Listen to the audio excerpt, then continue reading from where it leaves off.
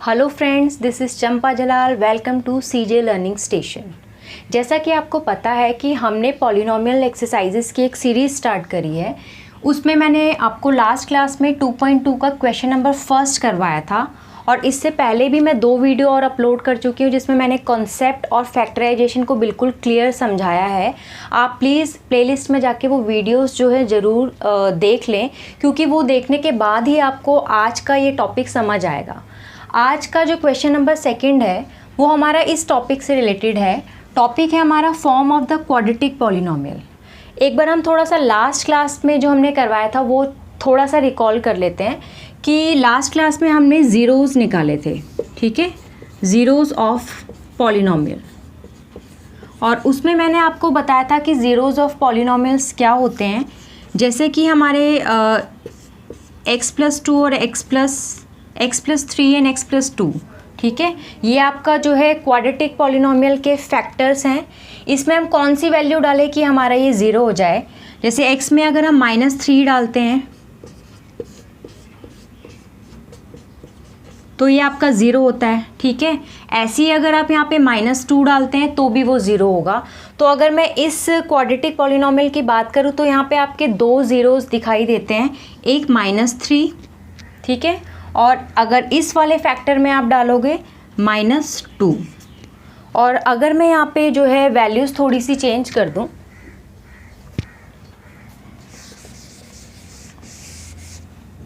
यहाँ पे sign change कर देते हैं। अगर मैंने यहाँ पे साइन माइनस करा है तो फिर इसके ज़ीरोज़ क्या होंगे, इस वाले फैक्टर में हम -3 डाल सकते हैं, है ना। -3 डालोगे, -3 + 3 ज़ीरो होगा, और इस वाले फैक्टर में हम 2 डाल सकते हैं, तो ये इसके जो है ज़ीरोज़ होंगे।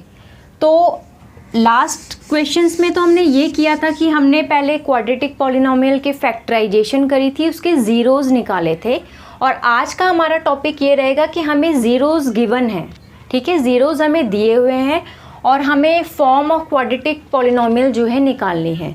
और एक बात और कि ज़ीरोज़ को जो है हम रूट्स भी बोलते हैं, ठीक है, ये आप नोट कर लेना कि ज़ीरोज़ को हम रूट्स भी बोलते हैं। अगर मैं बोलती हूँ कि ज़ीरोज़ ऑफ पॉलिनोमियल तो वो सेम बात है, और अगर मैं बोल रही हूँ रूट्स ऑफ पॉलिनोमियल तो भी वो एक ही बात है।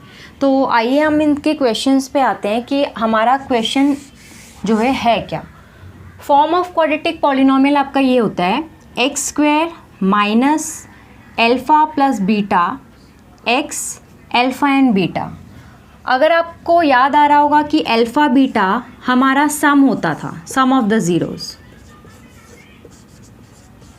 ठीक है, और अल्फ़ा एंड बीटा को हमने डिनोट किया था प्रोडक्ट ऑफ द ज़ीरोज़।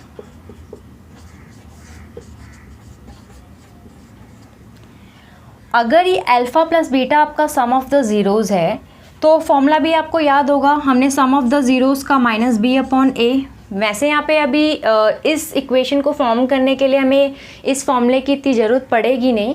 हमारा अल्फ़ा एंड बीटा जो है ज़ीरोज़ जो है गिवन होंगे। कैसे क्वेश्चंस होंगे वो मैं अभी समझाती हूँ, आपको क्लियर होगा। अभी आप ये समझ लो कि अल्फ़ा + बीटा आपका सम ऑफ द ज़ीरोज़ था और अल्फ़ा एंड बीटा आपका प्रोडक्ट ऑफ द ज़ीरोज़ था, और इसको हम फॉर्मूले से अगर डिनोट करें तो c/a था, ठीक है। ये सारा मैंने लास्ट वीडियोस में कराया है, आप प्लेलिस्ट में जाके प्लीज़ वीडियो ज़रूर देखें क्योंकि आपको ये टॉपिक नहीं समझ आएगा। तो क्वेश्चन आपका ये बनता है, ऐसे आएगा आपका question, form a quadratic polynomial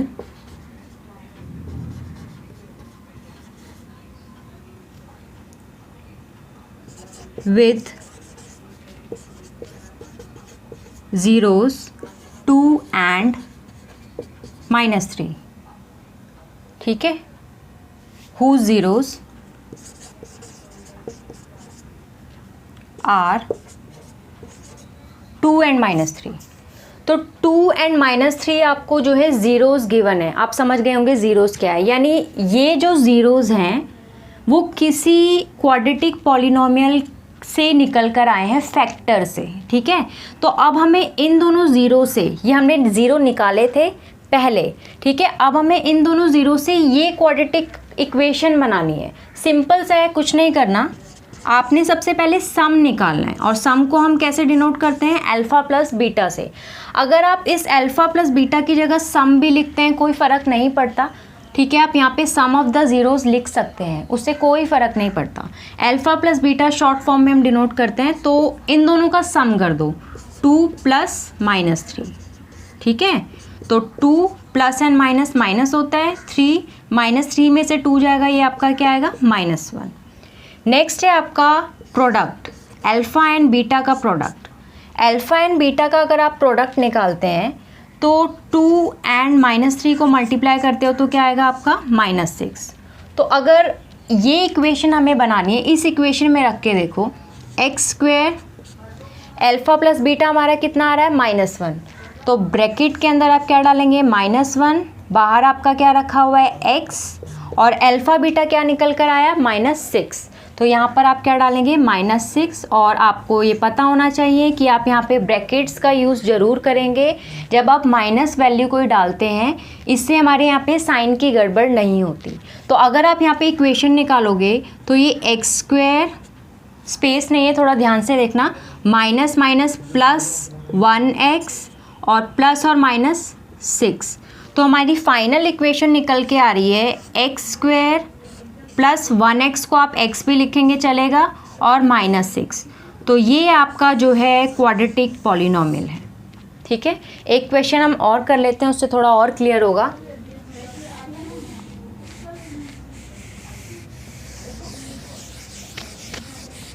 ये आपने फॉर्मूला जो है नोट डाउन कर लेना अपनी कॉपी में, इसको मिटा देती हूँ। अब नेक्स्ट क्वेश्चन वही है, form a quadratic polynomial whose zeros are, ठीक है, ज़ीरोज़ लिख रही हूँ। ज़ीरोज़ है हमारा 6 एंड -7। तो आप इसमें अल्फ़ा एंड बीटा निकालेंगे। अल्फ़ा प्लस बीटा आप अगर निकालते हैं तो 6 प्लस -7 इज़ इक्वल्स टू में -1, ठीक है। अल्फ़ा एंड बीटा 6 मल्टीप्लाई -7, तो 6 और -7 को अगर आप मल्टीप्लाई करते हैं तो -42।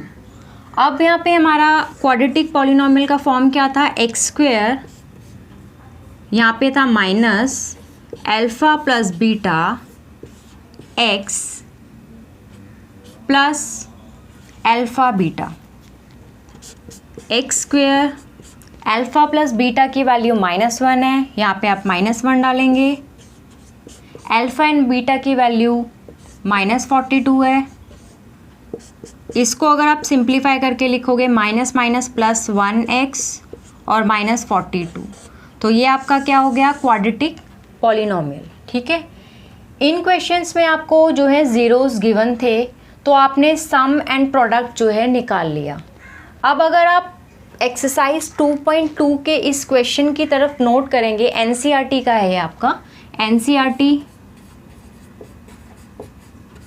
का क्वेश्चन नंबर 2 है कि find the quadratic polynomial each with given numbers as the sum and product of it zero respectively, ठीक है। क्वेश्चन का मतलब समझ आया कि हमें ऐसा क्वाड्रेटिक पॉलिनोमियल जो है फाइंड आउट करना है जिसके सम एंड प्रोडक्ट दिए हुए हैं respectively, they are not the zero, ठीक है।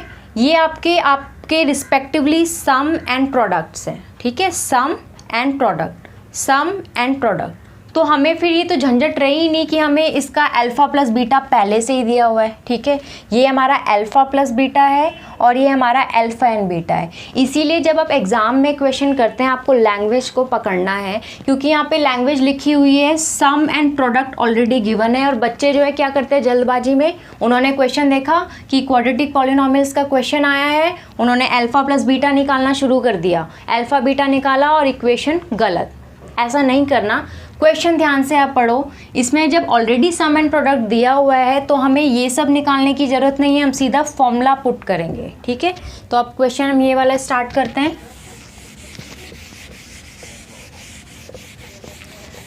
इस वाले क्वेश्चन में फर्स्ट पार्ट है आपका,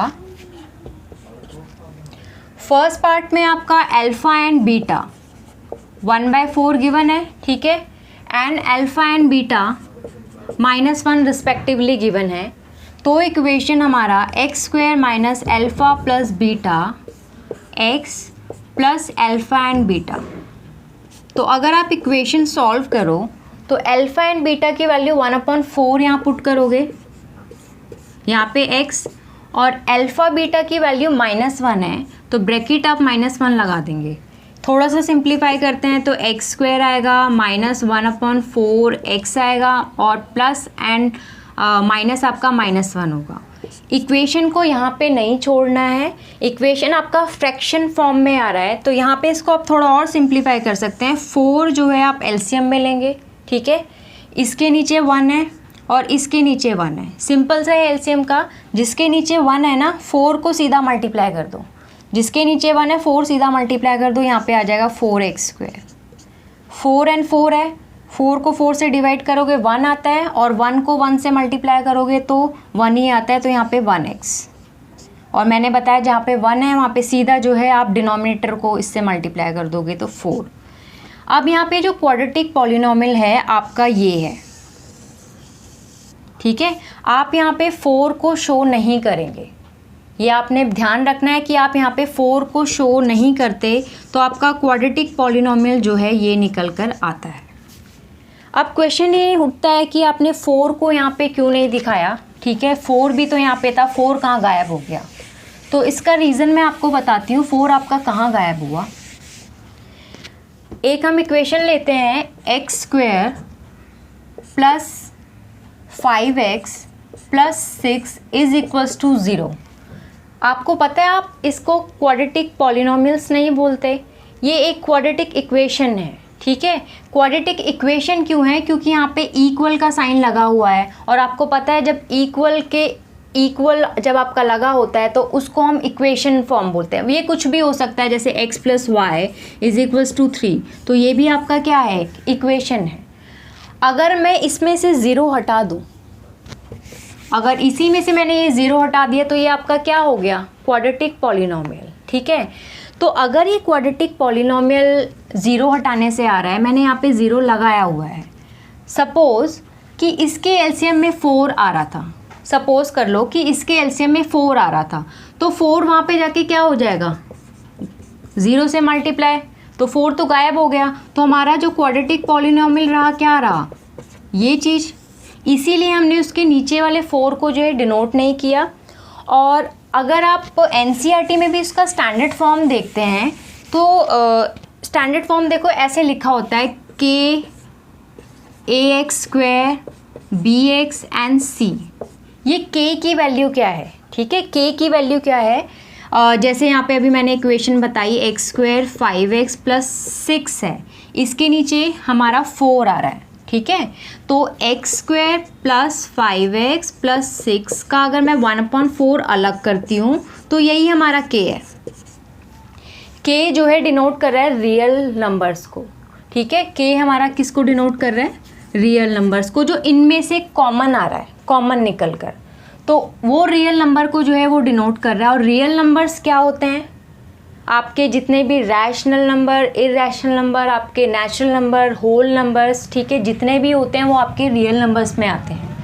अच्छा, हम लोगों ने जो है इसी चैनल में 9th की भी एक सीरीज़ स्टार्ट करी है मैथ्स की, उसमें सबसे पहला कॉन्सेप्ट ही इसका डाला हुआ कि कौन से रियल नंबर होते हैं, कौन से होल नंबर होते हैं, कौन से नेचुरल नंबर होते हैं। तो प्लीज़ आप प्लेलिस्ट में जाके एक बार 9th का वो कॉन्सेप्ट क्लियर कर लेना, और मैं उसका लिंक भी आपको डिस्क्रिप्शन में दे दूँगी। तो अब आपको समझ आया होगा कि मैं क्या कहना चाह रही हूँ, कि अगर जो पार्ट हमने कॉमन लिया है उस पार्ट को हटा के जो हमारा ये वाला पोर्शन बच रहा है वो हमारा पॉलिनोमियल है, ठीक है। वैसे ये पार्ट गलत नहीं है कि अगर आप 4 दिखा रहे हैं, ठीक है, 4 आप दिखा रहे हैं, मगर हम इस 4 को मेंशन नहीं करते, हम उसको कांस्टेंट टर्म के अंदर डाल देते हैं। तो हम जितने भी अब फ्रैक्शन वाले क्वेश्चन करेंगे ना, ये वाला जैसे सेकंड पार्ट है, 5th पार्ट है, तो इसमें हम ये वाले फ्रैक्शंस को जो है हटा देंगे, तो वो हमारा आंसर होगा। अब हम कर लेते हैं, अब आप लोगों को इजीली समझ आ जाएगा। सेकंड पार्ट है हमारा,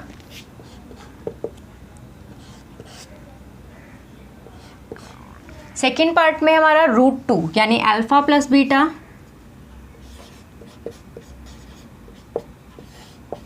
एंड अल्फा एंड बीटा, तो वही इक्वेशन निकालो। इक्वेशन क्या था, alpha plus beta x and alpha beta. Alpha plus beta √2 and alpha and beta 1/3। वही एलसीएम लेंगे, एलसीएम लेना यहाँ पे 3 लिख दोगे, इसके नीचे 1 है, इसके नीचे 1 है, तो क्या करोगे, ये 3 सीधा इससे मल्टीप्लाई होगा 3x², ये 3 सीधा इससे मल्टीप्लाई होगा 3√2x, और यहाँ पे 3 है, यहाँ पे 3 है, तो यहाँ पे हम 1 बचता है, तो 1 को 1 से मल्टीप्लाई करोगे 1 आएगा, ये 3 हटा दो, तो ये आपका क्या हो गया, पॉलिनोमियल। नेक्स्ट है आपका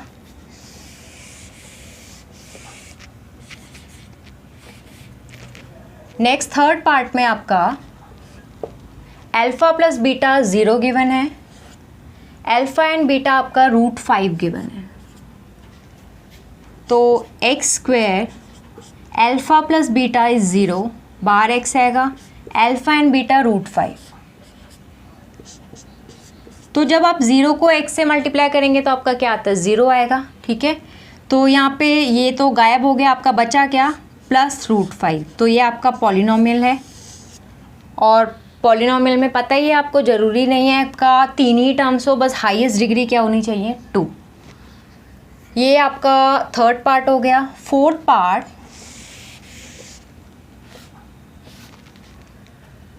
पार्ट में आपका यहाँ पे ये भी 1 है, ये भी 1 है, तो बिल्कुल सिंपल सा क्वेश्चन है, x², ये 1x आ गया और ये +1 आ गया, ठीक है। तो ये तो बिल्कुल सिंपल क्वेश्चन था। नेक्स्ट है आपका -1/4, fifth part 1/4 x² alpha plus beta की वैल्यू -1/4। देखो मैं हमेशा यहाँ पे ब्रैकेट का यूज़ करती हूँ, आप भी हमेशा जब भी कोई वैल्यू डाल रहे हैं, कोई जल्दबाजी नहीं है, कोई ट्रेन नहीं भाग रही है आपकी, आराम से अपनी वैल्यू पुट करो, ठीक है। क्योंकि मैक्सिमम टाइम बच्चे क्या करते हैं कि वो ब्रैकेट्स का यूज़ नहीं करते हैं और यहीं पे साइन की गड़बड़ कर जाते हैं। ये सब चीज़ें नहीं करनी है आपने, आराम से क्वेश्चन करो, क्योंकि जब आप क्वेश्चन सॉल्व करते हैं उसमें जब गलती हो जाती है, वो गलती पकड़नी ज़्यादा मुश्किल होती है, उसमें टाइम वेस्ट होता है आपका। तो आप पहले से ही आराम से क्वेश्चन करो, ठीक है। और धीरे धीरे जब आप प्रैक्टिस करते जाते हो तो ये चीज़ आपकी क्लियर होती जाती है। प्लस अल्फा एंड बीटा की वैल्यू 1/4, तो यहाँ पे x² माइनस माइनस आपका प्लस और प्लस, एलसीएम अगर आप लेते हैं यहाँ पे 4 का, इसके नीचे 1 है, 4 इससे मल्टीप्लाई होगा 4x², सॉरी यहाँ पे x था, मैंने x नहीं लिखा है, यहाँ पे x लिख रही हूँ, ठीक है। तो यहाँ पे भी x ही आएगा क्योंकि यहाँ पे 4 है, यहाँ पर भी 4 है, तो मल्टीप्लाई नहीं करना है, यहाँ पे +1 आएगा, ठीक है। समझ आ रही है एलसीएम में मैं क्या कह रही हूँ कि ये 4 जब आपने यहाँ लिखा है, यहाँ पे 1 देखा ना, सीधा 4 यहाँ पे मल्टीप्लाई कर दो, 4 और 4 जहाँ पे सेम है वहाँ पे ये चीज़ें सेम आ जाएंगी। क्यों? क्योंकि 4 को 4 से डिवाइड करोगे क्या आएगा, 1, और 1 को न्यूमरेटर से मल्टीप्लाई करते हो तो ये आएगा। यहाँ पे भी 1 है, 1 को न्यूमरेटर से मल्टीप्लाई करोगे तो 1 आएगा। तो मैंने बताया 4 हमें मेंशन नहीं करना है, ठीक है। और जब आप ये क्वेश्चन एग्ज़ाम में करोगे तो एग्ज़ाम में आप क्या करना कि रफ में एलसीएम लेके फाइनल आंसर अब अपना ये मेंशन कर देना, ठीक है। और जितनी ज़्यादा प्रैक्टिस करोगे मेरे हिसाब से तो बच्चों को फिर एलसीएम लेने की भी ज़रूरत नहीं है, वो सीधा आंसर जो है लिख सकते हैं। नेक्स्ट लास्ट पार्ट है इसका,